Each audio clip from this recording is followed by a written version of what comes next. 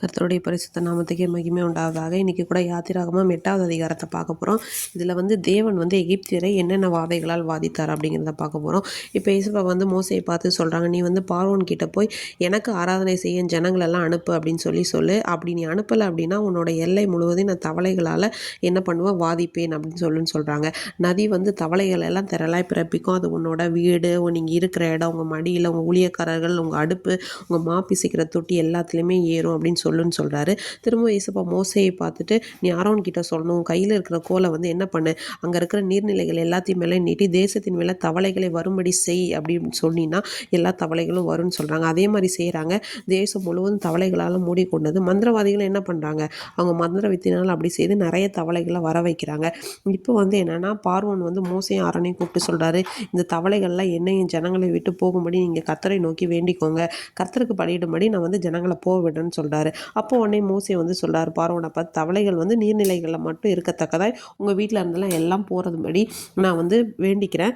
அது உங்களுக்கு எந்த காலத்தில் அதை எப்போ அப்படி வேண்டும்னு சொல்லி நீங்கள் சொல்லுங்கள் அப்படின்னு சொன்ன உடனே இவர் பார்வோன் சொல்கிறார், நாளைக்கு அப்படின்னு சொல்கிறாரு. உடனே இவர் சொல்கிறார், எங்கள் தேவனாகிய கர்த்தருக்கு ஒப்பானவர் இல்லை அப்படிங்கிறத நீர் தெரிஞ்சுக்கணும், அதுக்கு உங்களுடைய வார்த்தையின்படி இது ஆகும் அப்படின்னு சொல்லிட்டு வந்துடுறாங்க.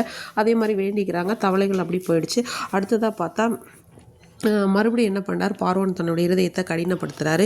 இப்போ என்ன ஆகுதுன்னா, கர்த்தர் சொல்கிறாங்க, அவன் இருதயத்தை திரும்ப கடினப்படுத்தினாலும் நீ தேசத்தில் உள்ள அந்த புழுதியின் மேலே உன்னுடைய கோலை நீட்டி அடி, அது பேன்களாய் போகும் அப்படின்னு சொல்கிறாங்க. அதே மாதிரி பண்ணால் அவங்க மனிதர்கள் மேலே, மிருக ஜீவன்கள் மேலே ஒன்று விடாமல் ஃபுல்லாகவே என்ன ஆயிடுச்சு, பேன்களாயிடுச்சு.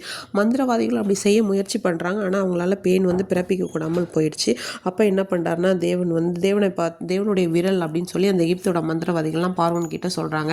மறுபடியும் கர்த்தர் மோசையை பார்த்து சொல்கிறார், நீ பார்வோனை பார்த்து சொல்லு, இந்த மாதிரி ஜனங்களை போய் அனுப்ப விடு, இல்லைனா வண்டுகளால் வாதிப்பேன் அப்படின்னு சொல்கிறாரு. அதே மாதிரி வண்டுகள் உங்களோட தேசத்தில் இங்கே இருக்கிற இடத்துல மட்டும்தான் வரும். அந்த இஸ்ரவேல் ஜனங்கள் இருக்கிற கோசிய நாட்டில் வராதபடிக்கு நான் அந்த நாட்டை தனியாக விசேஷப்படுத்தும், இதுதான் எங்கள் ஜனங்களுக்கும் உங்களுக்கு இருக்கிற அடையாளம்னு சொல்லு அப்படின்னு சொல்கிறாரு. அதே மாதிரி என்ன ஆகுது, வண்டுகள்னால தேசம் கெட்டே போயிடுச்சு. பலவித ஜாதி வண்டுகள் இது பண்ணிடுச்சு.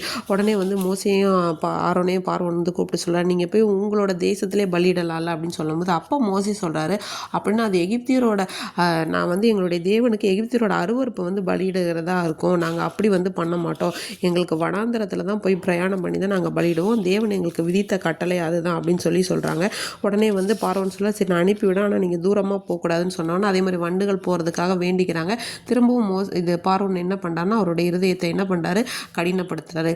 இன்றைக்கும் கூட தேவனுடைய பிள்ளைகளாகிய நமக்கும் புறஜாதிகளும் தேவன் ஒரு வித்தியாசத்தை ஏற்படுத்தி எப்பொழுதும் நம்மை தனியாக பாதுகாத்து வருகிறார். நம்முடைய தேவனுக்கு ஒப்பானவர் ஒருவரும் இல்லை.